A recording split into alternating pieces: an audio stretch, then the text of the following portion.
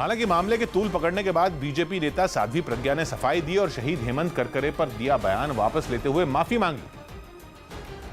हमें ऐसा लगा कि हमारे दुश्मन देश खुश हो रहे हैं, अगर बाहर कोई दुश्मन हमारे खुश हो रहे हैं तो मैं बिल्कुल अपना बयान वापस लेती हूँ और क्षमा भी चाहती हूँ। साध्वी प्रज्ञा के बयान पर मचे घमासान के बीच बीजेपी ने दिल्ली में उनका पोस्टर लगाकर कांग्रेस की न्याय योजना पर तंज कसा। गुरुवार को एक प्रेस कॉन्फ्रेंस के दौरान पुलिस के अत्याचार की कहानी बताते हुए साध्वी प्रज्ञा रो पड़ी थी, जिसके बाद दिल्ली में बीजेपी के प्रदेश प्रवक्ता तेजिंदर पाल सिंह बग्गा ने साध्वी प्रज्ञा के समर्थन में पोस्टर लगवा दिए। इन पोस्टरों में साध्वी प्रज्ञा की उस तस्वीर का इस्तेमाल किया गया है जिनमें वो इलाज कराने के लिए अस्पताल जा रही थी। इतना ही नहीं, पोस्टर में साध्वी प्रज्ञा की तस्वीर के साथ कांग्रेस का नारा अब होगा न्याय लिखकर तंज कसा गया। भारतीय जनता पार्टी का दिल्ली का जो ऑफिस है उसके बाहर भी पोस्टर लगे थे। राजेंद्र नगर, तिलक नगर और ITO के पास इस तरीके के कई सारे पोस्टर लगे हुए हैं। ये पोस्टर लगवाने वाले तेजिंदर सिंह बग्गा ने भोपाल से साध्वी प्रज्ञा की जीत का दावा भी किया।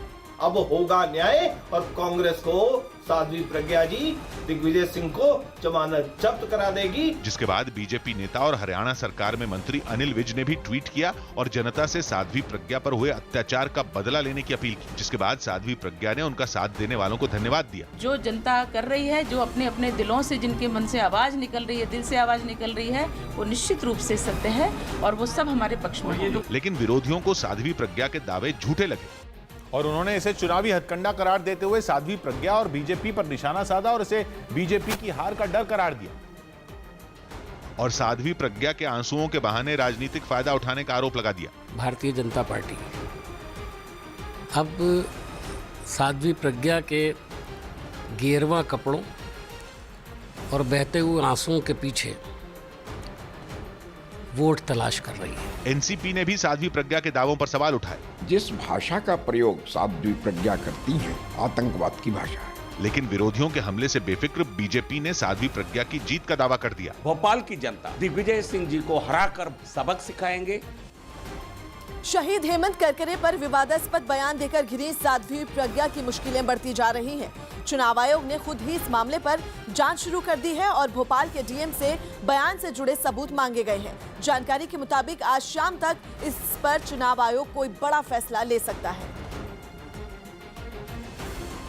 बयान के बारे में हमारा जो मीडिया मॉनिटरिंग टीम ने जब हमने प्रतिवेदन दिया तो इसको हम स्वयं इसका संज्ञान में लेते हुए इसका परीक्षण हम कर रहे हैं और कलेक्टर भोपाल से इस पर हमने एक प्रतिवेदन मांगा।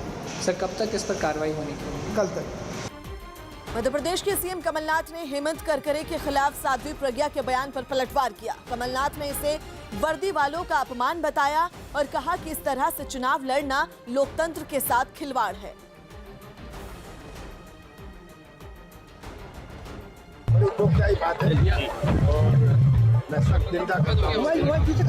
सभी वर्दी वाले जो फोर्स है अपमान यही सोच कष्ट देता है और दुख की बात है कि भारतीय जनता पार्टी इसे खुद एहसास नहीं करती और इस प्रकार का चुनाव लड़ना क्या हमारा प्रजातंत्र तो किस प्रकार का खिलवाड़ कर रहे हैं।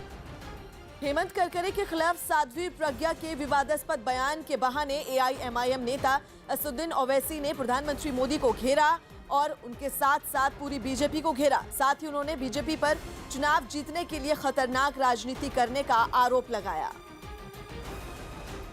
कि जिस पर टेररिज्म का चार्ज है और आपकी पार्टी उसको टिकट देती है। भारत के प्रधानमंत्री तुम क्या बंबई की सड़कों पर जाकर मुंबई की आवाम से वोट मांग सकोगे? एक इलेक्शन जीतने के लिए वो बहादुर हेमंत करकरे की यादों को बर्बाद कर